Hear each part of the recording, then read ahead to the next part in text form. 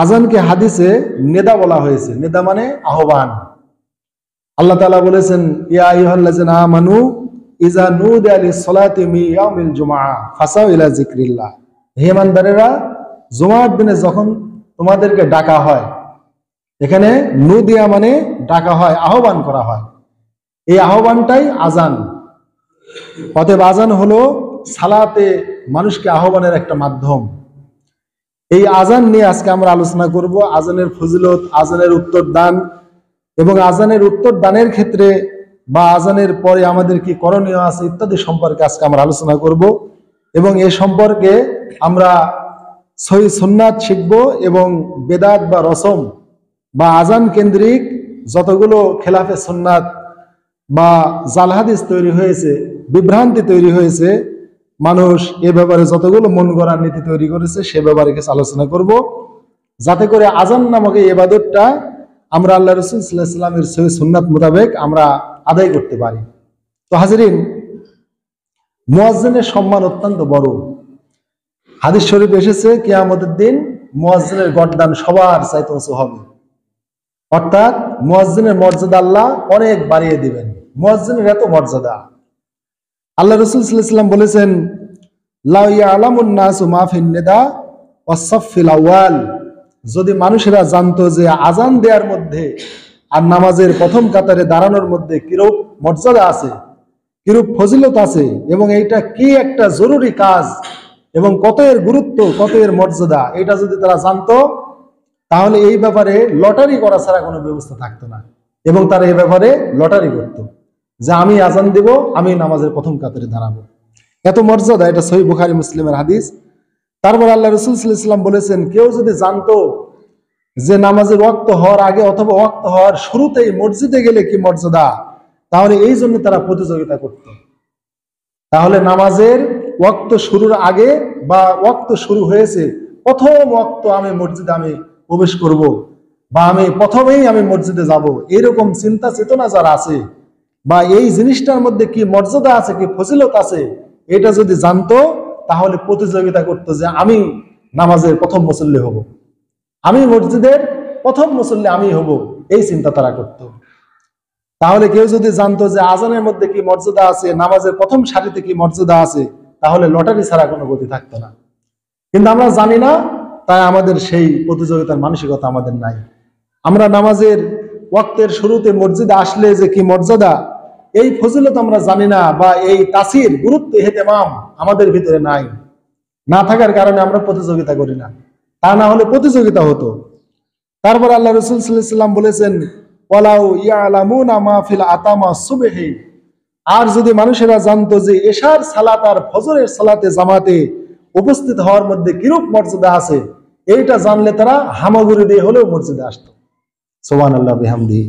তাহলে আল্লাহ রাসূল সাল্লাল্লাহু আলাইহি ওয়াসাল্লামের এটা সহিহ বুখারী মুসলিমের হাদিস। তাহলে এই হাদিসে আমরা জানলাম যে আজানের কত মর্যাদা এবং নামাজের প্রথম কাতারের কত মর্যাদা। এইটা যদি আমরা জানতাম মানব জাতি, আমরা উম্মতে মুহাম্মাদি, তাহলে লটারি করে হলেও আমরা এই দুইটা কাজ করতাম। তাহলে মুয়াজ্জিনের কত মর্যাদা, আজান যে দেয় তার কত মর্যাদা, নামাজের প্রথম সারিতে যারা দাঁড়ায় তাদের কত মর্যাদা। এজন্য এটা সবাই পারবে না, সবার ভাগ্যে এটা নসিব হবে না। তারপরে মসজিদে সকাল সকাল আসার মধ্যে কি মর্যাদা, তারপরে ঈশার জামাত এবং ফজরের জামাতে শরীক হওয়ার মধ্যে কি মর্যাদা। হামাগুড়ি দিয়ে হলেও মানুষ আসতো, যে এত মর্যাদা ঈশার জামাতে, এত মর্যাদা ফজরের সালাতের জামাতে। এইটা যদি আমরা জানতাম, রাসূল বলেছেন হামাগুড়ি দিয়ে হলেও সে মসজিদে আসতো। কেননা অন্যান্য হাদিসে, সুনান আবু দাউদ সহ বিভিন্ন হাদিসে আছে, কেউ যদি ঈশার সালাত যদি জামাতে আদায় করে অর্ধ রাত্রি সালাতুত তাহাজ্জুদ অথবা কিয়ামুল লাইলে সওয়াব আল্লাহ দেয়। আর যদি ফজরের সালাত জামাতে আদায় করে তাহলে বাকি রাত, অর্থাৎ ঈশা আর ফজরের সালাত জামাতে আদায় করলে সারা রাত্রি কিয়ামুল লাইলের সওয়াব আল্লাহ তাআলা দিয়ে দেন। এত মর্যাদা। এইজন্য সুলাইমান ইবনে আবি হাসমা তিনি কি করতেন, বাজার পাহারা দিতেন। হযরত ওমর রাদিয়াল্লাহু আনহুর জামানায় তিনি দেখলেন যে ঈশা ফজরের জামাতে সে মসজিদে আসে না। তার মাকে বলল যে সুলাইমান ইবনে আবি হাসমার খবর কি? বলল যে হে আমিরুল মুমিনিন, ও তো বিভিন্ন কাজে কামে ব্যস্ত থাকে, ও সারা রাত বিভিন্ন নফল সালাত আদায় করে, কিয়ামুল লাইল, তাহাজ্জুদের সালাত, বিভিন্ন সালাত আদায় করে ও শেষ রাত্রে ঘুমিয়ে যায়, ফজরের সালাতে জামাতে যাইতে পারে না। হযরত ওমর ইবনে খাত্তাব বললেন যে সারা রাত্রি ওই কিয়ামুল লাইল তাহাজ্জুদ সালাত আদায়ের চাইতে ফজরের সালাতে জামাতে শরীক হওয়া উত্তম। এত মর্যাদা। এই যে আপনারা এখন শীতের দিন, এখন আপনারা সারা রাত ব্যাপী মাহফিল করেন, এই সারা রাত ব্যাপী মাহফিল করাটা একটা খেলাফে সুন্নাত। এই জন্য আমাদের মাদ্রাসা, আমার মঙ্গলগ্রাম মাদ্রাসায় সারা জীবন নাকি সারা রাত মাহফিল হয়েছে, এইবার অর্ধরাত্রি। কেননা এই সারা রাত ব্যাপী মাহফিল শুনে ফজরের সালাত জামাতে তরুক, এটা মহা একটা অন্যায় কাজ। একটা নফল বা ফরজই ধরলাম, এলেম হাসিল করা ফরজ। আপনি ওয়াজের ময়দানে গিয়ে আপনি ইসলামী এলেম বা ফরজিয়াত আপনি হাসিল করছেন, কিন্তু এর অর্থ এই না যে এই ওয়াজের ময়দানে ওয়াজ শোনার কারণে আপনি ফজরের সালাত জামাতে আপনি তরক করবেন। এই জন্য এমন রাতভর ওয়াজ করা ঠিক না যে ফজরের জামাতে শরীক হতে কষ্ট হয়ে যায়। সারা রাত ওয়াজ মাহফিল আর নফল সালাত এগুলোর চাইতে ফজরের সালাত, আপনি এশার পরে ঘুমিয়ে যান, ঘুমিয়ে আপনি ফজরের সালাতে আপনি জামাতে শরীক হন, ওই সারা রাত্রি ওয়াজ নসিহত আর নফল ইবাদত আপনি সওয়াব বেশি পাবেন। এই জন্য গুরুত্ব বুঝবেন। নফল কাজ কামে আপনি সময় পাস করে আপনি ফজরের সালাতে জামাত আপনি তরক করবেন না। এত মহিমান্বিত এই দুই সালাত, আল্লাহ রাসূল বলেছেন এসব ফজরের সালাতের মধ্যে কি আছে এটা জানলে মানুষেরা হামাগুড়ি দিয়ে হলো মসজিদে তারা যাইতো। তার মানে কি, সে অসুস্থ মানুষ, সে তো হামাগুড়ি দেয়, সুস্থ মানুষ তো হেঁটে যায়, তাই না? তাহলে হামাগুড়ি দিয়ে হলেও মানুষেরা এই দুই সালাতে হাজির হইতো। এই জন্য হাজিরিন, এখন ওয়াজ নসিহতের সময়, ওয়াজ নসিহত এমন ভাবে শুনবেন না বা এমন রাত করবেন না যে এই ওয়াজ নসিহতের কারণে আপনি ফজরের সালাত জামাতে ছুটে যায়। আল্লাহ রসুলের বিভিন্ন হাদিস আছে, এশার সালাতের পর আল্লাহ রসুল এমনি মসজিদে গোল হয়ে মিটিং করতে মানা করেছেন, যে এশার সালাতের পর তোমরা মসজিদে গোল হয়ে বসবে না, মানে এই গোল মিটিং করবে না, তোমরা দুনিয়াবি জাগতিক কথাবার্তা বলে অধিক রাত করবে না। এশার সালাতের পর যত তাড়াতাড়ি শয়ন করতে পারো, আর শোবে সাদিকে যত তাড়াতাড়ি উঠতে পারো। এই রাত্রে যত আগে শোবেন আর ওই রাত্রিতে যত আগে উঠতে পারেন ততই আপনার মর্যাদা। এটা আপনার স্বাস্থ্য, মানসিকতা, ইসলামী দিক দিয়ে, ইবাদতের দিক দিয়ে, সর্বদিক দিয়ে মর্যাদা। অতএব এই রাত্রিতে ঘুমের ব্যাঘাত ঘটানো একটা মহা অন্যায় কাজ, আপনার জাগতিক শারীরিক সুস্থতার দিক দিয়ে একটা মহা অন্যায়। এটা আপনার লোকসান হবে স্বাস্থ্যের জন্য, এই রাত্রিতে ঘুম যদি আপনি নষ্ট করেন। আর শেষ রাত্রিতে আপনারা ঘুমানোর চিন্তা করবেন না। এখন বড় রাত যদি সুযোগ হয়, শেষ রাত্রে উঠে 2-4 রাকাত সালাতুত তাহাজ্জুদের সালাত আদায় করেন, তারপরে ফজরের সালাতে জামাতে চলে আসেন, এটা মহা কল্যাণময় কাজ। শীতের রাতকে গনিমত মনে করবেন, যে বড় রাত, লম্বা রাত, ঘুম হচ্ছে না, একটু ঠান্ডা পানি দিয়ে ওযু করে 2-4 রাকাত নামাজ আল্লাহর জন্য পড়েন। এই শীতের বড় রাতকে গনিমত মনে করবেন। তো হাজরিন, আমরা আজান, জামাতের প্রথম কাতার, এশার নামাজ, ফজরের নামাজের গুরুত্ব আমরা জানলাম। অন্য হাদিস আল্লাহ রাসূল সাল্লাল্লাহু আলাইহি ওয়াসাল্লাম, এটা মুসনাদ আহমদের হাদিস, আল্লাহ রাসূল সাল্লাল্লাহু আলাইহি ওয়াসাল্লাম বলেছেন, ইয়াগফিরুল্লাহু লিল মুয়াজ্জিন মুনতা আযানিহি, মুয়াজ্জিনের আজান যতদূর যায় শেষ প্রান্ত ততদূর পর্যন্ত তাকে ক্ষমা করে দেওয়া হয়।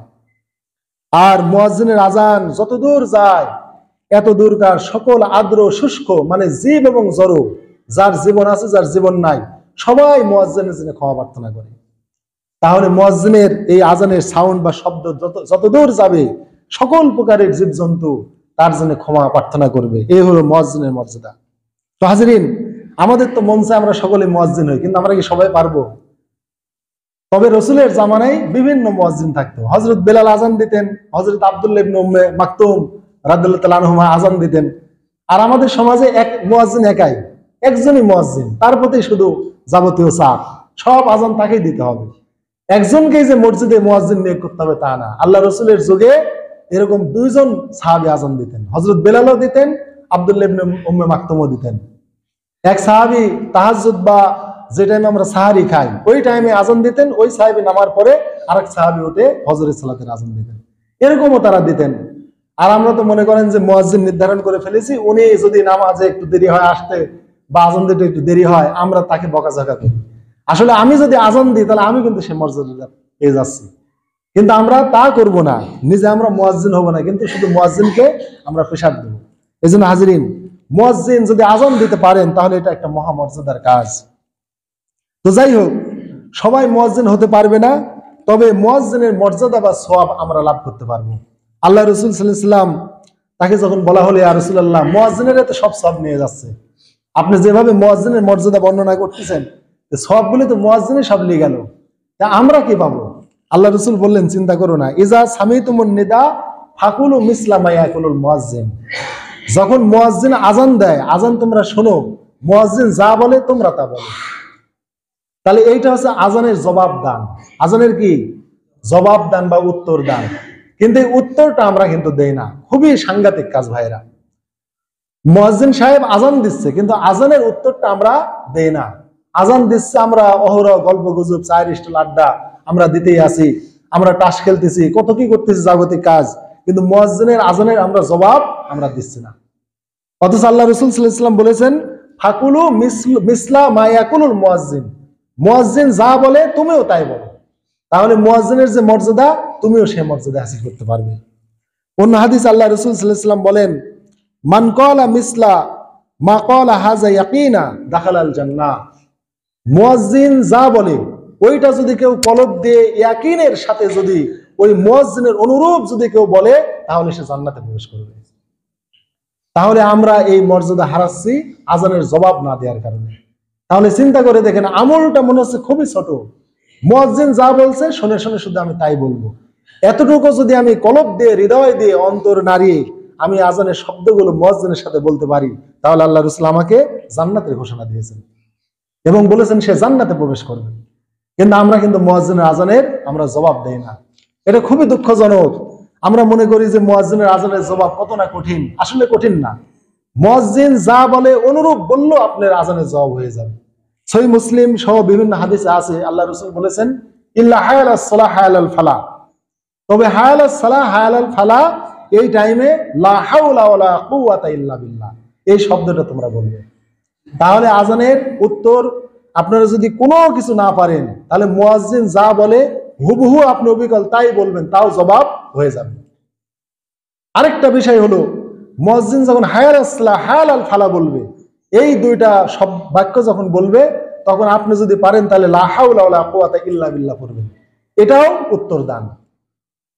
তো আপনি যদি এই লা হাওলা ওয়ালা কুওয়াতা ইল্লা বিল্লাহ এতটুকু না বলেন, তাহলে মুয়াজ্জিন যেভাবে হায়ালাস সালাহ বলে আপনি ওইভাবে হায়ালাস সালাহ বলেন, মুয়াজ্জিন যেভাবে হায়ালাল ফালাহ বলে আপনি ওইভাবে হায়ালাল ফালাহ বলেন, তাও আপনি মর্যাদায় পাবেন। যদি আপনি লা হাওলা ওয়ালা কুওয়াতা ইল্লা বিল্লাহ আপনি পড়তে না পারেন, এতটুকু ওয়ার্ড যদি আপনার মুখস্থ না থাকে, আর যদি থাকে তাহলে হায়ালাস সালাহ হায়ালাল ফালাহ এই টাইমে আপনারা লা হাওলা ওয়ালা কুওয়াতা ইল্লা বিল্লাহ আপনারা পড়বেন। হাজিরিন, মুয়াজ্জিনের আজানের উত্তরের ক্ষেত্রে আমরা যে মহা ভুলটা করি সেটা হচ্ছে কি, যে আজানের আমরা পরিপূর্ণ জবাব দেই না। শুধুমাত্র যখন মুয়াজ্জিন বলে আশহাদু আন্না মুহাম্মাদার রাসূলুল্লাহ, আমরা শুধু পড়ি সাল্লাল্লাহু আলাইহি ওয়াসাল্লাম। এটা মহা একটা বিভ্রান্তি। আল্লাহ রাসূল বললেন যে কুলু মিসলা মা ইয়াকুলুল মুয়াজ্জিন, মুয়াজ্জিন যা বলে তুমি তাই বলো। বুখারীর হাদিস আল্লাহ রাসূল বললেন মুয়াজ্জিন যা বলে তুমি তাই বলো। তাহলে মুয়াজ্জিনকে সাল্লাল্লাহু আলাইহি ওয়াসাল্লাম বলেছে, মুয়াজ্জিন বলেছে আশহাদু আন্না মুহাম্মাদার রাসূলুল্লাহ, আপনাকে বলতে হবে আশহাদু আন্না মুহাম্মাদার রাসূলুল্লাহ। কিন্তু আপনি আশহাদু আন্না মুহাম্মাদুর রাসূলুল্লাহ এইটা আপনি না বলে শুধু বলছেন সাল্লাল্লাহু আলাইহি ওয়াসাল্লাম। আবার কাউকে দেখা যায় যখন আশহাদু আন্না মুহাম্মাদার রাসূলুল্লাহ এই শব্দটা শুনে, তখন এই যে বিদ্যা আঙ্গুল এরকম এরকম চোখে বোলায়। এই যে একটা রসম রেওয়াজ, রাসূল তো এটা করতে বলেন নাই যে আমার নাম শুনে হাতে ফোঁ দিয়ে বিদ্যা আঙ্গুলে চোখে বোলাতে হবে, এটা তো রাসূল বলেন না, এটা তো রাসূল শিক্ষা দেন নাই। রাসূল শিক্ষা দিয়েছেন মুয়াজ্জিন যা বলে তুমি তাই বলো। এই জন্য মুয়াজ্জিন যখন আশহাদু আন্না মুহাম্মাদার রাসূলুল্লাহ বলবে, আপনার অনুরূপ বলবেন। কিন্তু এইটা হচ্ছে আমাদের মধ্যে একটা ভয়ঙ্কর বিভ্রান্তি, যে মুয়াজ্জিন যেটা বলে আমরা সেটা বলি না, আমরা শুধু এখানে সাল্লাল্লাহু আলাইহি ওয়াসাল্লাম বলি। হ্যাঁ, আপনি আলাদাভাবে পরে আপনি সাল্লাল্লাহু আলাইহি ওয়াসাল্লাম আপনি মনে মনে পাঠ করতে পারেন, কিন্তু আগে আপনি মুয়াজ্জিন যেটা বলে ওটা বলে নিতে হবে। এই শাহাদাতের শব্দটা আপনাকে আগে উচ্চারণ করতে হবে, করে তারপর আপনি নবীর প্রতি দুরূদ পড়বেন, এটা আপনার ব্যাপার। কিন্তু এখানে দুরূদ না পড়লে আপনার কোনো গুনাহ হবে না। মুয়াজ্জিন যা বলে তাই বললো আপনার উত্তর হয়ে যাবে। আর যদি দুরূদ আপনি পড়তে চান স্বতন্ত্রভাবে আপনি আলাদাভাবে পড়ে নিতে পারবেন, কিন্তু মুয়াজ্জিনের সাথে বলার পর।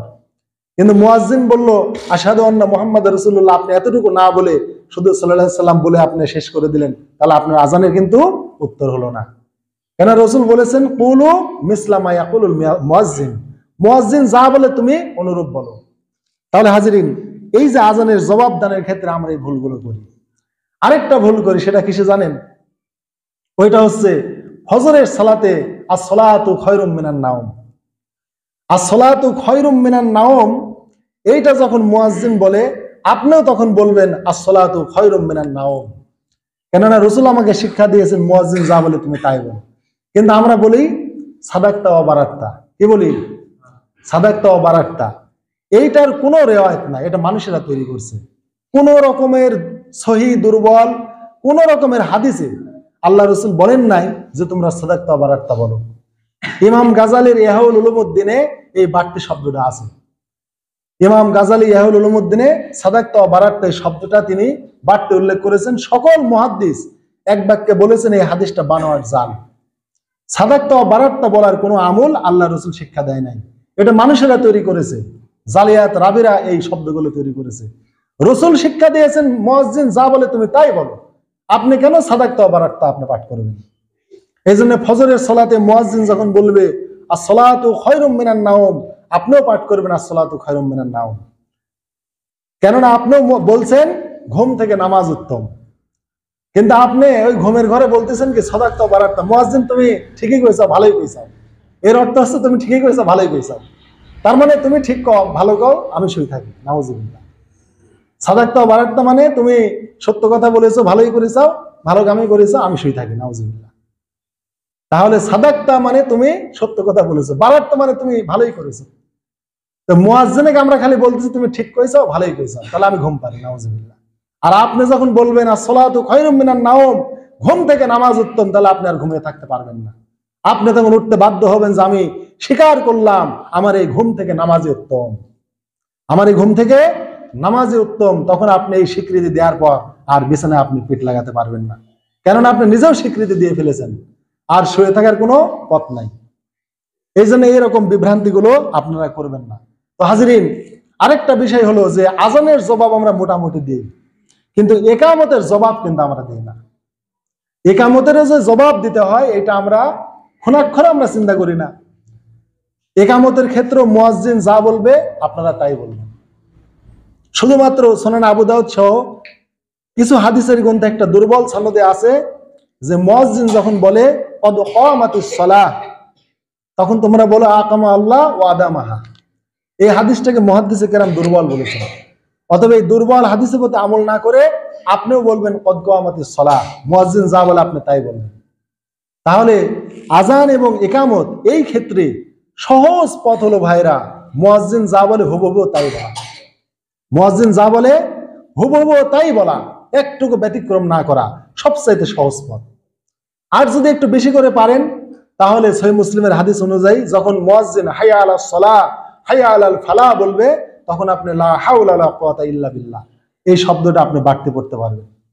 যদি আপনি বেশি আমল করতে চান বা আরো সুন্দর করতে চান, কিন্তু তা যদি আপনি না করতে চান, ন্যূনতম মুয়াজ্জিন আজান এবং ইকামতে যে শব্দগুলো বলে আপনি সেই শব্দগুলোই পাঠ করবেন। তো হাজিরিন, এই যে আজান আমরা মুয়াজ্জিনের সাথে আমরা উত্তর দিলাম, এটা হচ্ছে মৌখিক উত্তর। এই মৌখিক উত্তর এর পরিণাম কি? আল্লাহ রাসূল সাল্লাল্লাহু আলাইহি ওয়াসাল্লাম বলেন মান ক্বালা মিসলা মা ক্বালা হাযা ইয়াকিনা দাখালাল জান্নাহ। মুয়াজ্জিন যা বলে অনুরূপ যে ব্যক্তি কলব থেকে বলবে, অন্তর থেকে বলবে, সে জান্নাতে প্রবেশ করবে। তাহলে আজানের উত্তর দেওয়ার প্রতিদান কি? জান্নাত, দাখালাল জান্নাহ। তাহলে এখন নামাজ শুরুই হয় নাই, শুধু আজানের জবাব দিচ্ছি, তাই আল্লাহ আমার জন্য জান্নাত বরাদ্দ করে দিচ্ছেন। তাহলে কামটা কি দুর্বল? মোটেও দুর্বল না, কিন্তু আমরা দুর্বল মনে করি যে আজানের জবাব এমন কি জিনিস যে আমাকে দিতেই হবে। মুয়াজ্জিন দিচ্ছে আজান দিকে, আমি কেন মুয়াজ্জিনের সাথে বলতে যাব? আমরা চিন্তাও করি না, অথচ এর বিনিময়ে আল্লাহ জান্নাত দিবেন।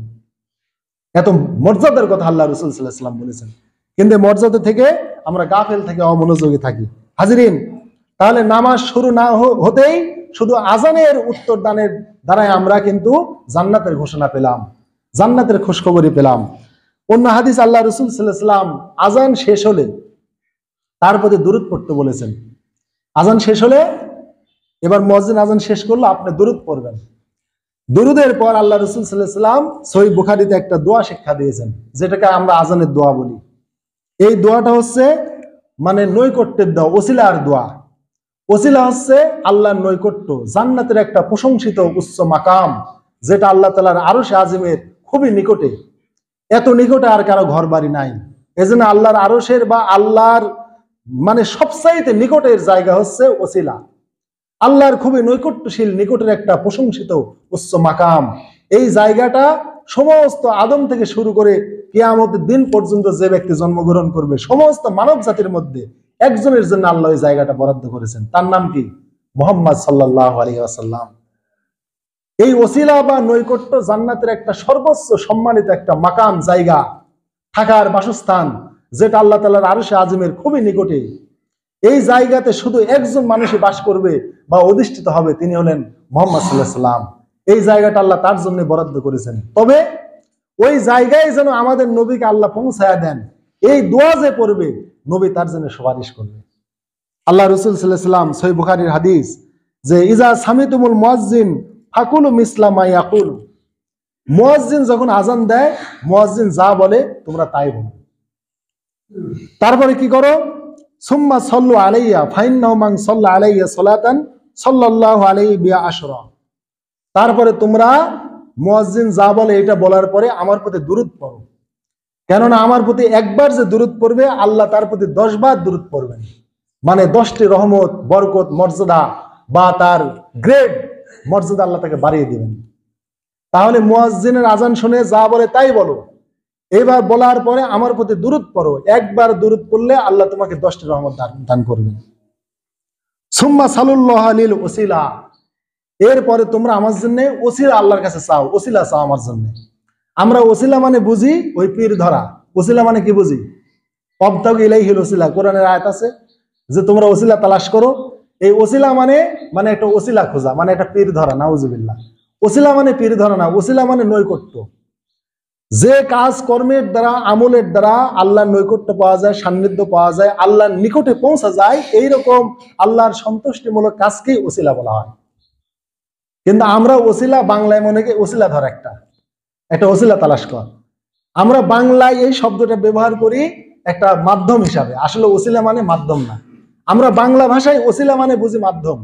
ওই হুজুরের ওসিলায় কাজটা হবে রে, ওই ডিসির ওসিলায় অমুকে ধরতে হবে, এই চেয়ারম্যানের ওসিলায় উপজেলা চেয়ারম্যানের ধরো। এই যে বাংলায় এভাবে ব্যবহার করি, কিন্তু এর দ্বারা বুঝবেন না যে ওসিলা মানে লোক ধরা বা ওসিলা মানে পীর ধরা। এটা কিন্তু আমাদের এই বাংলা মাধ্যম, কিন্তু ওসিলা শব্দ কিন্তু বাংলা না। ওসিলা শব্দ কি? আরবি। ওসিলা শব্দ আরবি, কোরআন এবং হাদিসের শব্দ ওসিলা। ওসিলা মানে নৈকট্য, সান্নিধ্য। আর নবীর যেটা ওসিলা, এই ওসিলা হচ্ছে আল্লাহর আরশের খুবই নিকটের জায়গা, এই জন্য এটাকে ওসিলা বলা হয়। আল্লাহর খুবই কাছের জায়গা, আরশে আজিমের খুবই নিকটের জায়গা, খুবই মর্যাদাশীল, সম্মানিত, প্রশংসিত একটা জায়গা, যে জায়গাটা শুধু আমার নবীর জন্য আল্লাহ বরাদ্দ করেছেন। আল্লাহর এত নিকটে আমার নবী থাকবেন, আল্লাহর খুবই নিকটে আমার নবী থাকবেন। ওই নিকটের জায়গাটাকে, ওই মর্যাদার স্থানটাই ওসিলা, ওটাই হচ্ছে মাকামে মাহমুদ। এই জন্য আল্লাহ রসুল বললেন, মুয়াজ্জিন যা বলে তাই বলো, বলে আমার প্রতি দুরূদ পড়ো, তারপরে আল্লাহর কাছে ওই ওসিলাটা আমার জন্য প্রার্থনা করো। দেখেন, আল্লাহ কিন্তু ওই জায়গাটা আমার নবীকে দিবেনই দিবেন ইনশাআল্লাহ, এর কোনো ব্যতিক্রম হবে না। যেহেতু আল্লাহ রাব্বুল আলামিন তাকে প্রতিশ্রুতি দিয়েছেন যে আসা ইয়াবাসাকা রব্বুকা মাকামাম মাহমুদা, যে ওয়া মিনাল লাইলি ফাতাহাজ্জাত বিহি নাফিলাতাল লাক, তুমি রাত্রির কিছু অংশে উঠে তুমি সালাতুত তাহাজ্জুদ আদায় করো। কি হবে? আসা ইয়াবাসাকা রব্বুকা মাকামাম মাহমুদা, এই সালাতুত তাহাজ্জুদের দ্বারা আল্লাহ তোমাকে ওই নৈকট্যশীল প্রশংসিত স্থানে, ওই ওসিলায় আল্লাহ তোমাকে পৌঁছে দিবেন। তাহলে এই ওয়াদা আল্লাহ কোরআনে দিয়েছেন যে আল্লাহ নবীকে সেই ওসিলা বা নৈকট্য প্রশংসিত মাকামে মাহমুদে আল্লাহ পৌঁছাবেনই তার নবীকে। ওই জায়গাটা শুধু আমার নবীর জন্য বরাদ্দ, এটা আল্লাহ তাকে দিবেনই দিবেন ইনশাআল্লাহ, এর কোনো ব্যতিক্রম হবে না। তারপরেও আমরা যদি এইটা নবীর জন্য চাই, তাহলে আমাদের কি মর্যাদা, এইটা এখন দেখেন। শুধু আমরা আল্লাহর কাছে ওই জায়গায় তার নবীকে পৌঁছানোর জন্য আমরা একটু আহ্বান করবো আল্লাহকে, আল্লাহর কাছে একটু আমরা চাইবো, তার বিনিময়ে কি? আল্লাহ রাসূল সাল্লাল্লাহু আলাইহি ওয়াসাল্লাম বলেছেন, সুম্মা সালুল্লাহ লিল ওসিলা, তোমরা আমার জন্য আল্লাহর কাছে ওসিলা চাও। ফাইন্না মানজিলাতুন ফিল জান্নাহ, কেননা এটা জান্নাতের এমন একটা মানজিল, একটা স্থান, যে স্থানটা আল্লাহর বান্দাদের মধ্যে শুধু একজন বান্দাই ওইখানে শুধু থাকতে পারবে। ওয়ারজু আন আকুনা আনা হুয়া ফামান সালা লিল উসিলা হাল্লাত লাহু শাফাআ। অতএব তোমরা জেনে রাখো, আশা করি আল্লাহর বান্দাদের মধ্যে আমি শুধুমাত্র ওই জায়গায় অধিষ্ঠিত হব, ওই জায়গায় আমি শুধু বাস করব। তাই তোমরা কি করো, ফামান সাআলা লিল উসিলা, যে ব্যক্তি আমার জন্য ওসিলা আল্লাহর কাছে প্রার্থনা করবে, মানে ওই জায়গায় আমাকে আল্লাহ যেন পৌঁছায়া দেন, এই দোয়া যে ব্যক্তি করবে, হাল্লাত লাহুল শাফাআ, তার জন্য আমার শাফাআত জরুরি হয়ে যাবে। সুবহানাল্লাহ বিহামদি, তার জন্য আমার শাফাআত প্রাপ্য হয়ে যাবে। তাহলে দেখেন যে আমরা শুধুমাত্র নবীকে ওই মাকামে মাহমুদে বা ওসিলার সেই নৈকট্যশীল জান্নাতের সম্মানিত জায়গায় আল্লাহ যেন তাকে পৌঁছায়া দেন, এই দোয়াটা শুধু আমরা করব, আর নবী আমাদের সুপারিশ করবেন। হাল্লাত লাহু শাফা, তার জন্য শাফাত প্রাপ্য হয়ে যাবে, পাওনা হয়ে যাবে। তাহলে নবীর জন্য যদি আমরা ওসিলা পাঠ করি, তাহলে এই নবী আমাদের এর বিনিময়ে সুপারিশ করবেন। এখন এর ওসিলার দোয়াটা কি? ওসিলার দোয়া হচ্ছে, আল্লাহ রাসূল সাল্লাল্লাহু আলাইহি ওয়াসাল্লাম বলেছেন, মান ক্বালা হিনা ইয়াসমাউন নিদা, যে ব্যক্তি মুয়াজ্জিনের আযান শুনে পাঠ করবে, আল্লাহুম্মা রাব্বা হাযিহি দাওয়াতি তাম্মা ওয়াস সালাতিল কায়িমা আতি মুহাম্মাদানিল ওসিলাতা ওয়াল ফাদিলা ওয়াবআসু মাকামা মাহমুদানিল্লাযী ওয়াত্তা। এটা হচ্ছে সহিহ বুখারীর হাদিস, জাবির থেকে রওয়ায়েত। এই দোয়াটা আল্লাহ রাসূল শিক্ষা দিলেন, আল্লাহুম্মা রাব্বা হাযিহি দাওয়াতি তাম্মা, আল্লাহ এই পরিপূর্ণ আহ্বানের আপনি প্রতিপালক। আযানকে আল্লাহ রাসূল পরিপূর্ণ দাওয়াত বলেছেন, পরিপূর্ণ আহ্বান বলেছেন। তারপরে ওয়াস সালাতিল কায়িমা, এই যে প্রতিষ্ঠিত নামাজ, যে নামাজের যে আযান দেয়া হলো, যে নামাজটা আগত, এই নামাজেরও আপনি রব। তাহলে এই পরিপূর্ণ আহ্বান এবং এই আগত বা প্রতিষ্ঠিত নামাজের আপনি রব। আতি মুহাম্মাদানিল ওসিলাতা ওয়াল ফাদিলা, আপনি মুহাম্মদ সাল্লাল্লাহু আলাইহি ওয়াসাল্লামকে ওই ওসিলা দান করেন এবং মর্যাদা দান করেন। এই যে আমরা বললাম আল্লাহকে, আতি মুহাম্মাদানিল ওসিলাতা ওয়াল ফাদিলা, আয় আল্লাহ আপনি মুহাম্মদকে ওই ওসিলা বা ওই নৈকট্যের জায়গা, ওই মর্যাদার জায়গা আপনি তাকে দান করেন। ওয়াবআসু মাকামা মাহমুদানিল্লাযী ওয়াত্তা, যে মাকামে মাহমুদ প্রশংসিত জায়গা, যেই জায়গায় অধিষ্ঠিত করার প্রতিশ্রুতি আপনি দিয়েছেন। কে দিয়েছেন? আল্লাহ দিয়েছেন কোরআনে, যে ওই জায়গায় আল্লাহর একজন বান্দা থাকবে, তার নাম মুহাম্মদ সাল্লাল্লাহু আলাইহি ওয়াসাল্লাম। ওই জায়গায় আল্লাহ থেকে অধিষ্ঠিত করবেন, আর ওই জায়গায় আমাদের নবীকে অধিষ্ঠিত করার জন্য আমরা এই দোয়াটা পড়লাম।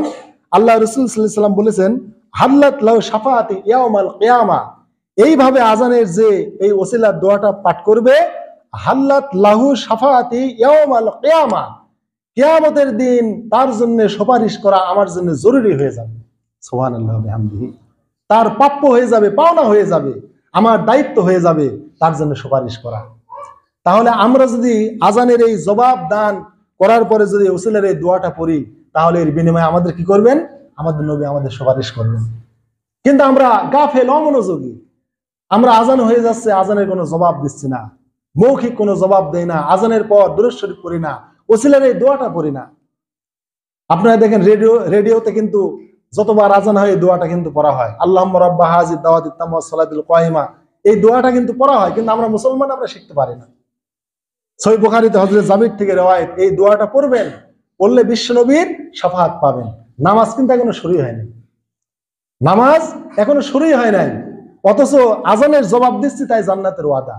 নবীর জন্য ওসিলা প্রার্থনা করছি, আযানের একটা দোয়া পড়ছি, এর জন্য নবীর শাফাআত আমরা পেয়ে যাচ্ছি। এখনো নামাজ তো শুরুই হয় না, নামাজ তার অনেক পরের ব্যাপার, একামতে আসলাম না, শুধু আযান আর আযানের জবাবেই রয়ে গেছে। তাহলে এর বিনিময়ে আল্লাহ আমাদের এগুলো দিবেন। তবে ভাইয়ের একটা দুঃখের কথা, আল্লাহ রাসূল সাল্লাল্লাহু আলাইহি ওয়াসাল্লাম এখানে ওয়াদ দারাজাতার রাফিয়া এই শব্দ উল্লেখ করেন নাই, এবং ইন্নাকা লা তুখলিফুল মিয়াদ এই শব্দটুকু উল্লেখ করেন নাই এই বুখারীর এই হাদিসে। তাহলে এখন আমরা কি করব? আমরা তো মনে করেন যে ওয়াদ দারাজাতার রাফিয়া এটা মানুষেরা বানাইছে, এই সুন্নতি দোয়ার মধ্যে এই শব্দটা কিছু জালিয়াত তৈরি করে এর মধ্যে সেট করেছে। এই জন্য রেডিওতেও ওয়াদ দারাজাতার রাফিয়া এই শব্দটা বেশি উল্লেখ করা হয়। এই শব্দটা আল্লাহ রাসূল শিক্ষা দেন নাই, সকল মুহাদ্দিসে কেরাম বলেছেন এই শব্দটা বানোয়াট। তাহলে আপনি ওই শব্দ যোগ করে যদি এই দোয়া পড়েন, তাহলে মর্যাদা পাবেন না। রাসূল যে শব্দে, যে বাক্যে আপনাকে ওসিলার দোয়া শিক্ষা দিয়েছেন বা আযানের পর দোয়া শিক্ষা দিয়েছেন, ওই দোয়াটা পড়লে আপনি মর্যাদা পাবেন। তো রাসূলের শাফাআত যেন আমরা না পাই, এই জন্য এক শ্রেণীর জালিয়াত বা শয়তান এগুলো তৈরি করে দিছে, যে মানুষের বানানো দোয়া ওয়াদ দারাজাতার রাফিয়া, এটা মানুষেরা সেট করেছে কি কারণে? আমরা যেন নবীর শাফাআত না পাই।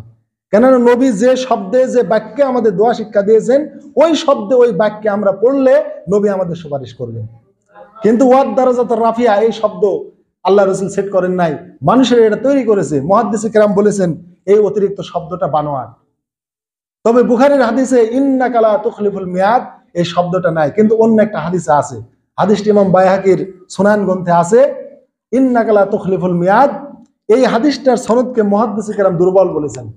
তবে মানে এই 20 শতাব্দীর একজন শ্রেষ্ঠ মুহাদ্দিস, সৌদি আরবে যিনি মানে ফতোয়া বোর্ডের চেয়ারম্যান শায়েখ আব্দুল আজিজ ইবনে বাজ রাহিমাহুল্লাহ, হিসনুল মুসলিম গ্রন্থে ইন্নাকা লা তুখলিফুল মিয়াদ এই হাদিসের সনদটাকে হাসান বলেছেন। অতএব এই আলোকে আপনি ইন্নাকা লা তুখলিফুল মিয়াদ এই শব্দটা আপনি সেট করতে পারেন। এটা দুর্বল অথবা হাসান পর্যায়ের একটা হাদিস দ্বারা এটা সাবেত, ইন্নাকা লা তুখলিফুল মিয়াদ। এজন্য আপনারা ওয়াবআসু মাকামা মাহমুদান আল্লাযী ওয়া'আদতা ইন্নাকা লা তুখলিফুল মিয়াদ এই পর্যন্ত আপনারা পড়তে পারবেন। তবে যদি ইন্নাকা লা তুখলিফুল মিয়াদ আপনারা নাও পড়েন তা আপনি মর্যাদা পাবেন। আর ওই দুর্বল হাদিসটা যদি এখানে সেট করেন তাহলে দুর্বল হাদিসের কিছু মর্যাদা আপনি পেতে পারেন, যেহেতু এটা কেউ বলেছেন দুর্বল, কেউ বলেছেন হাসান হাদিস।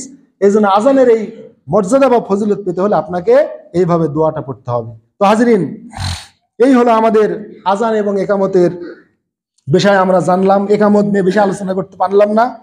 আল্লাহ রসুল সাল্লাল্লাহু আলাইহি ওয়াসাল্লাম আজান যেভাবে আমাদের দিতে বলেছেন, আজানের উত্তর দিতে বলেছেন, সেইভাবে আমরা আজান দেব ইনশাআল্লাহ, আজানের উত্তর দেব। আর আরেকটা কাজ আমরা করব, সেটা হচ্ছে একামত নিয়ে আমরা সামনে যে আলোচনা করব তার আগে একটা কথা, সেটা হচ্ছে কি, আল্লাহ রসুল সাল্লাল্লাহু আলাইহি ওয়াসাল্লাম আমরা আজানের মুয়াজ্জিনের সাথে উত্তর দিলাম, দেওয়ার পরে দুরূদ শরীফ পড়লাম, তারপরে ওসিলার দোয়াটা পড়লাম। এবার কি করব, এই সবগুলো করলাম, কিছু নিজের জন্য, কিছু রসুলের জন্য। এবার আপনার জন্য একটা কাজ আছে। আল্লাহ রসুল সাল্লাল্লাহু আলাইহি ওয়াসাল্লাম বলেছেন লা ইয়ারুদ্দুদ দোয়া, দোয়াকে ফেরত দেওয়া হয় না বাইনাল আজানে ওয়াল ইকামা, আজান এবং ইকামতের মাঝখানের। ফাদউ, অতএব এই টাইমে তোমরা দোয়া করো। তাহলে আল্লাহ রসুল বলেছেন আজান হয়ে গেলে একামত, এই মাঝখানের টাইমের দোয়াকে আল্লাহ ফেরত দেয় না, অতএব এই টাইমে তোমরা দোয়া করো। এই জন্য আজান হয়ে গেছে, একামত হতে বাকি আছে, এই যে মাঝের যে টাইমটুকু, এই টাইমে আপনার জাগতিক, ইহলৌকিক, পারলৌকিক যে দোয়া আছে আল্লাহর কাছে আপনি করেন, আল্লাহ ফেরত দেবেন না। এই টাইমটা একটা দোয়া কবুলের টাইম। কিন্তু এই সময় আমরা অমনোযোগী থাকি, আমরা মহা অমনোযোগী থাকি, আমরা এই টাইম আল্লাহর কাছে চাইতে জানি না। অথচ এই টাইম আপনি আল্লাহর কাছে চাইবেন, আপনার সুস্থতা চান, সন্তান চান, বেটা বেটি চান, জমির ফসলের উর্বরতা চান, আপনি ভালো খাওয়া পড়া চান, আখিরাত চান, সব চান। আপনি এই টাইমে যে দোয়া করবেন আল্লাহ তাআলা এই দোয়াটা কবুল করবেন। এই জন্য হাজরিন, আজান এবং ইকামতের মাঝখানে আপনারা দোয়া করবেন, এই টাইমে দোয়া আল্লাহ কবুল করেন, এই প্রতিশ্রুতি আল্লাহ রাসূল সাল্লাল্লাহু আলাইহি ওয়াসাল্লাম দিয়েছেন। তো যাই হোক, আমরা ইকামত নিয়ে আর মসজিদ নিয়ে আলোচনা করতে পারলাম না। আজকে শুধু আজানের অপশনটা নিয়েই আজকে আমরা আলোচনা করলাম। যা কিছু আলোচনা করেছি আমরা সুন্নাতের আলোকে, এগুলির প্রতি ইনশাআল্লাহ আমরা আমল করব।